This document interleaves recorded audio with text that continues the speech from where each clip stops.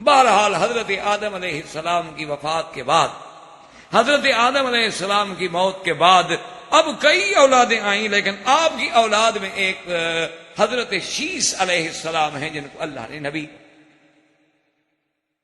شیس کا معنی ہوتا ہے ہبت اللہ، اللہ نے عطیہ آپ کو. اور شیس علیہ السلام وہ نبی ہیں جن کو اللہ نے تقریباً 50 صحیفے بھی عطا. شیس علیہ السلام نے بڑی کوشش کی اس شر کو مٹانے کے لیے جو شر قابیل کے قبیلے سے پیدا ہوا تھا. اچھا، اب خدا کی قدرت دیکھو کہ 2 جماعتیں بن گئی. ایک جماعت وہ تھی جو پہاڑوں پہ رہتی تھی الجبال، اور ایک جماعت وہ تھی جو سہول میں میدانی علاقوں میں رہتی تھی. قابیل کا قبیلہ جو ہے وہ میدانی علاقوں میں رہتا تھا. اور اللہ کی قدرت ملاحظہ کریں کہ قابیل کی جتنی عورتیں تھیں قبیلے کی بے انتہا جمیل خوبصورت. اچھا، پہاڑوں کے مرد خوبصورت اور عورتیں بدصورت. اللہ کا نظام.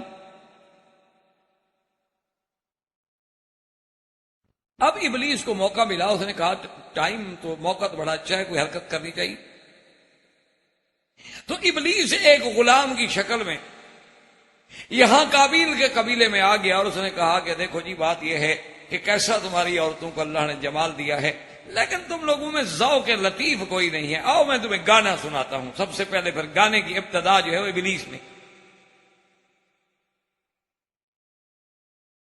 اور ابلیس نے جناب ایسی آواز میں گانا سنایا کہ وہ تو سر دھن رہے ہیں. یعنی ایسے جناب کہ عورتیں اور مرد. اور پھر اس نے روز کی ایک محفل بنا رکھی کہ روزانہ جناب رات کو آتا اور راگ رنگ اور جناب گانا بجانا. اور اس کے بعد اور وہ جناب گانے میں ایسے مشہور ہوتے، دیکھا نہیں آج تک بھی لوگ جو ہیں. بعض میں نے پڑھا تھا ایک دفعہ اخبار میں ایک گانے والے کے بارے میں، دوسرے گانے والے نے کہا کہ اس کے گلے میں بھگوان بولتا ہے. اندازہ کر. انا للہ و انا الیہ.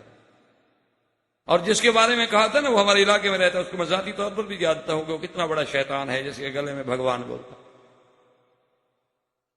انا للہ. اللہ معاف فرمائے. چلو بھگوان، آخر وہ بھی تو خدا کو کہتے ہوں گے نا بھگوان. اور اس کے بعد جناب یہ ہے کہ اس گانے کا اثر یہ ہوا کہ ان لوگوں نے ایک دن عید کا بنا لیا کہ بھی ہم مہینے میں کم از کم ایک دن تو ہمارا کوئی خوشی کا دن ہونا چاہیے. جیسے پھر بعض کہتے ہیں کہ نہیں، سال میں ایک دن نے رکھا، جیسے نیو ایئر ہوتا ہے آپ کا نیا سال آپ بناتے ہیں نا. ماشاءاللہ آج کل تو مسلمان بڑی اہتمام سے مناتے ہیں. اس کے کارڈ چھپتے ہیں، مبارکبادیں دی جاتی ہیں. اور 12 بجے رات کے بعد جب وہ تاریخ تبدیل ہوتی ہے، چونکہ تاریخ تو ان کی بھی 12 بجتے ہیں نا، جیسے سکھوں کے 12 بجتے ہیں. انا للہ. یعنی اتنا مسلمان قوم پاگل ہو جانی تھی کہ اللہ کے دین کو ہر تاریخ میں بھی چھوڑ دیا. سورج ڈوبنے سے بھی چھوڑ دیا، بھی سورج ڈوب گیا رات ہو گئی، سورج طلوع ہو گیا بھی دن ہو گیا، لیکن نہیں، 12 بجے تاریخ بدلے گی. اتنے متاثر ہوئے ہیں انگریز سے. انا للہ و انا الیہ راجعون. اس کے علاوہ بھی کیا؟ اسی لیے قرآن کہتا ہے کہ وَلَا تَبَرَّجْنَ تَبَرُّجَ الْجَاهِلِيَّةِ الْأُولَى. اس لیے علماء کہتی ہیں کہ جاہلیہ اولا جو تھی وہ قابیل کے قبیلے میں تھی کہ اب عورتیں وہ خوشی مناتی اس دن، عریاں قسم کے لباس پہنتی اور ابلیس گانا گاتا، اس کے بعد ساتھ وہ جناب ناچتا تھرکتا تو سب عورتیں شریک ہو جاتی ہیں. اب ابلیس نے پہاڑوں پہ جا کے ان لوگوں سے کہا کہ یار کمال کرتے ہو، تم کتنے خوبصورت آدمی ہو، تمہاری عورتیں بدصورت ہیں، ذرا نیچے چل کے تو حسن و جمال کی وادی دیکھو. اب جناب اس نے ان کو ملایا اور وہاں سے پھر زنا اور شباب اور شراب اور کباب اور جرائم بڑھتے.